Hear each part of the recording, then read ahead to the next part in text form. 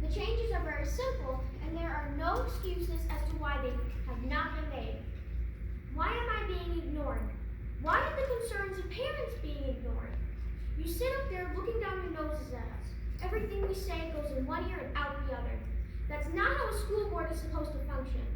If our concerns are irrelevant to you, why are you still a member of the board? Maybe you should find a job more suited to your political standards, considering you've spent the past year using kids as political pawns.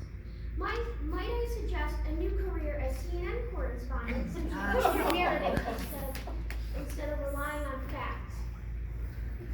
With that being said, I see by your agenda that you still have not allotted any time to address the concerns of the parents and students.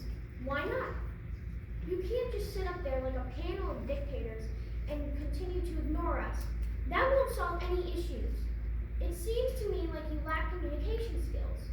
I learned those skills long ago, and I'm willing to assist you to better address the needs of us kids.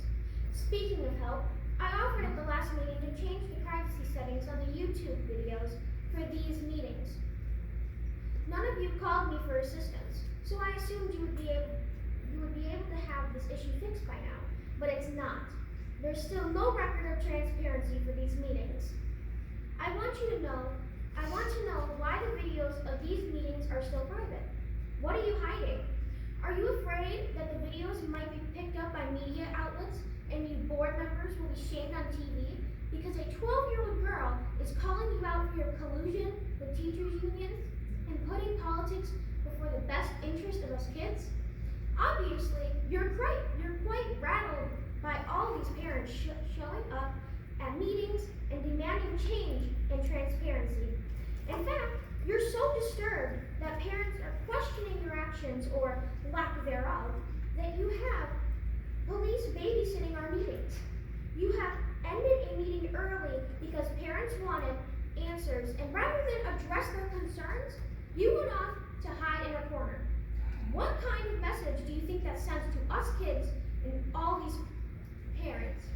I suggest you get off your high horses, reread your job descriptions, and put the interests of us kids first. Enough of this nonsense.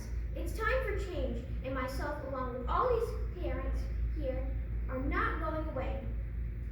We are going to continue to show up at these meetings and demand change be made that will benefit students. So, you board members better get your acts together before the start of the next school year. Oh, and by the way, let me add that critical race theory better never become part of the curriculum in this district. Amelia, your time is up. Thank you for speaking tonight. Please don't silence me. Amelia, your time is up. Us kids already recognize Amelia, racism. your time is up.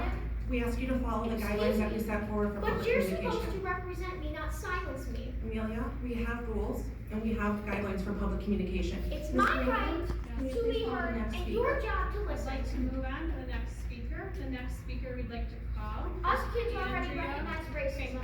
We've heard it coming from the mouths of left-wing pundits and activists. Amelia, I'd ask you, Amelia, your time is up, please. We have the next speaker. It's the very definition of racism. Kids should be taught the importance of personal responsibility and making good choices.